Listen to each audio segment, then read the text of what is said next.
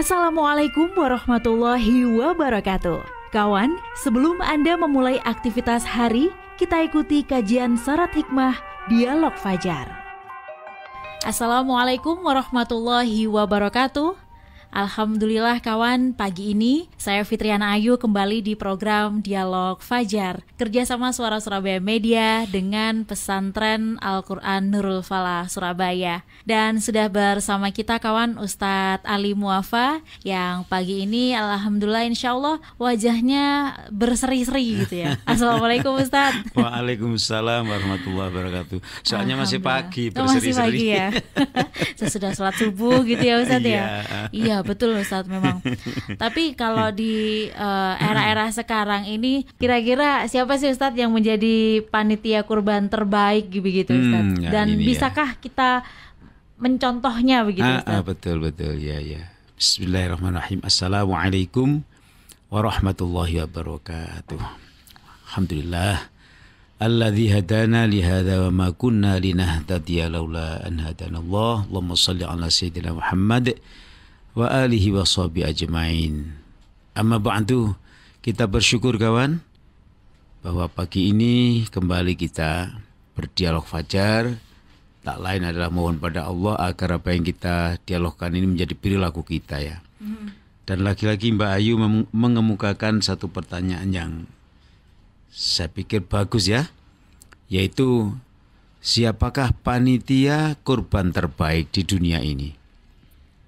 Ya mudah-mudahan kita semua juga menjadi panitia yang terbaik ya. Amin. Kaiso terbaik ya, rodok terbaik begitu. Begini ya Mbak Ayu, kalau saya mendengar pertanyaan Anda itu, panitia itu berpeluang untuk menjadikan orang baik. Ya. Allah itu mengumumkan juga dalam Al-Qur'anul Karim.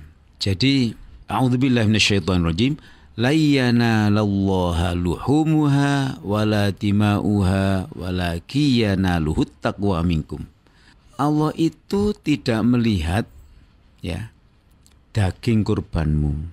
Allah juga tidak melihat kesegaran memancarnya darah yang disembelih dari hewanmu. Yo, kira-kira kalau kita perluas itu gemberocok begitu ya, darah yang keluar dari hewan yang gede ya kan, sehat, sehingga gerojokan darahnya itu sedemikian seger begitu ya katakanlah. Allah tidak melihat itu. Ya. Wah, bagus dagingnya ini, kualitas nomor 1. Sapinya itu berapa ya, berapa ton kira-kira? Wah, kalau kita bikin Ustaz. Kalau sapi besar yang pernah Mbak Ayu dengar berapa ton begitu misalnya? Kemarin itu berapa ya Ustadz, punya presiden itu ya Ustadz? Masya Allah. Besar ya kan ya? Iya. Jadi sekian ton. Allah juga tidak melihat itu. Jadi yang namanya hewan kurban itu difoto di masjid-masjid itu sampai pada proses penyembelihannya. Di video, di foto, dipampangkan begitu. Ini kurbannya si A. Sekian ton, ini kurbannya si B sekian ton. Alasan panitia itu ini untuk mensyiarkan kegiatan mereka itu supaya memanggil orang-orang lain yang juga ingin berkurban di tahun mendatang. Yang perlu diwaspadai adalah apakah perilaku panitia ini tidak mengundang riya bagi yang kurban. Apakah yang dilakukan panitia ini tidak mengundang hatinya yang kurban itu menjadi ya melenceng, melenceng sedikit begitu ya. Berikut ini kurban nomor 1, gitu ya. Iya betul. Ini urunan antara si A, si B, si C begitu misalnya. Dengan sekian ton. Nah sekian ton begitu. Dan ini terbesar Bapak-bapak Ibu sekalian. Wah, itu kira-kira gak deg-deg ngono hati. Miris yang hanya kambing misalkan begitu ya Ustaz ya. Juga demikian. Walar aku sing kambing cilik diumumno tak gak iki kok lah ngono. Iya Ustaz betul. Macam-macam pikiran hati manusia itu ya. Walakiyanaluhut taqwa minkum. Allah tidak melihat tadi itu, tapi yang dilihat Allah adalah nilai takwanya, hati kita yang ada di dalam hati kita ini apa. Insya Allah.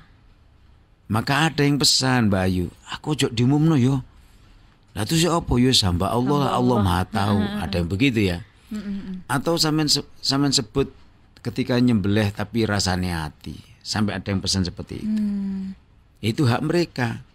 Jadi kita berhati-hati menjadi panitia itu jangan sampai menimbulkan riya atau berubahnya hati si kurban itu karena hebatnya dagingnya, hebatnya hewan yang besarnya hewan yang disembelih itu.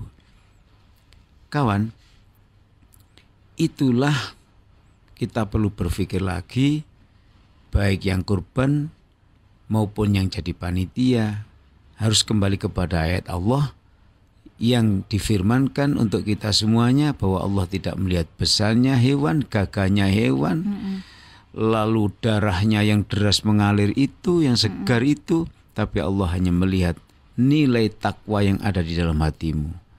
Wis kasarnya itu keikhlasan hatimu. Kamu ini pamer ataukah kamu itu memang betul-betul kepingin diterima amalnya oleh Allah. Ya Allah, saya terpaksa ini difoto oleh orang-orang. Tapi sesungguhnya kami tidak ingin itu. Hewan kami dipublish. Bukan itu ya Allah, tapi itu perilaku dari panitia. Kami jujur ingin nanti ini, ingin mendapat pahala yang berlipat ganda. Iku sih selamat nanti ini ya. Ada di foto, diwawancarai pisan. Anda berapa ton? Oh iya, ada yang begitu Mbak Ayu, Iya, ada yang begini. Waduh, Anda ternyata menyetor kambing sebanyak 5 hewan ya. Masuk di majalah. Coba diwawancarai dia. Dia termasuk orang yang paling banyak, yang lain itu cuma satu kambing. Bahkan ada yang kambingnya kecil, tapi yang satu ini 5 atau 7 atau 8 kambing. Wah, dipuja-puja oleh orang-orang. Kawan, Nabi Ibrahim itu ketika berkurban, ketika menyembelih Ismail maksud saya itu ujiannya berat sekali, ya, meyakinkan dirinya sudah yakin, lalu meyakinkan putranya, ketepatan putranya itu tak perlu diyakinkan, tapi malah Nabi Ibrahim diyakinkan oleh putranya. Itu kalau diterjemahkan sekarang kan sudah Abah, sapi kita satu kandang ini, ternak kita satu hutan ini, kita sembelih semua untuk kurban. Seakan-akan begitu si Ismail, tapi Ismail tidak hanya begitu, nyawaku ini dikurbankan. Ya Allah. Dan dia dilihat nilainya, anaknya oke, istrinya atau ibunya Ismail diyakinkan pula. Akhirnya 3 orang, satu pandangan, satu visi. Ini kurban lillahi ta'ala, perintah Allah. Kita semua muslim berserah diri pada Allah ta'ala. Yang dilihat adalah keikhlasannya itu. Akhirnya apa? Karena satu keluarga Nabi Ibrahim itu ikhlas, maka Allah membisikkan kepadanya, cukup Ibrahim, tak perlu kau sembelih anakmu itu. Kalau saya bahasakan bahasa pasaran sekarang itu, engkau sudah sangat taat, engkau sudah sangat ikhlas melakukan ini semua. Aku uji, ternyata harta bendamu yang paling engkau rindukan dan paling engkau cintai, yaitu berupa Ismail ini, telah engkau sembelih, telah engkau kurbankan demi asmaku Allah. Udah, jangan diteruskan. Aku ganti kambing anakmu itu. Subhanallah. Jadi keikhlasannya yang diuji itu anak loh Mbak. Ya, bukan hewan. Jadi di depannya itu Nabi Ibrahim sudah dikhabari oleh Allah Ta'ala. Nilai takwanya itulah yang diharapkan oleh Allah Ta'ala. Dan lulus Nabi Ibrahim itu untuk menjalankan perintah Allah. Anak sekali lagi nyawa, ya, tego lorone gak tego pati nih. Bu, Mbak Ayu kenal nggak istilah ini ya? Insya Allah tahu. Nah, begitu kan. Suwe-suwe gak eling ya Pak. Nah, hewan-hewan kita ini Mbak Ayu yang kita sembelih itu gak ada apa-apanya. Itu simbolis ya Ustaz? Iya. Apakah kita ini ikhlas apakah tidak? Ya. Bayangkan harganya kalau kambing sebutlah 2,5 atau 3 juta. Ya. Saya suka menggocok kawan-kawan yang merokok itu. Merokok itu satu pak itu 20.000 rokok tertentu. Sehari 5 pak. Ya Allah. 20 kali 5 berapa Mbak? 100.000. 100.000. 1 bulan loh berapa? 100 kali 30 itu 3 juta 3 ya? juta. Ya Allah. Soleh seekor. Ya, seekor wis gawedhe iku. Iku nek disembelih itu Masya Allah. Ya itu hak-hak mereka ya merokok itu. Tapi maksud saya kecil ini barang kecil. Berarti kalau kita tidak sempat membelih kurban karena ketika itu tidak ada uang, tidak cukup. Kita kiaskan saja 1 hari gitu kita ya. Jangan 100.000 lah ya. Seharga rokok tadi 10.000 masuk plung plung. Ya, masuk kotak yang tidak bisa dibuka plung. Pasti nanti pada Idul Adha kita akan panen lah. Itu loh ya.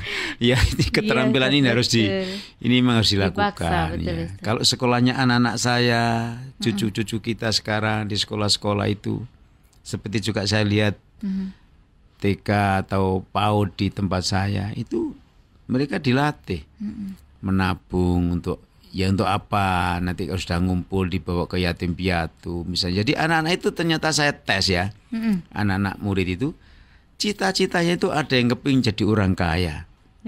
Ketika saya tanya kenapa kepingin jadi orang kaya, saya ingin membeli hewan yang besar nanti dikurban dimakan bersama kawan-kawan. Loh, akhirnya ujung pertanyaan saya itu adalah mereka pingin jadi orang kaya tapi kekayaannya bukan untuk foya-foya, tapi ingin beramal. Cuman bahasanya anak kan ini. Bahasanya anak.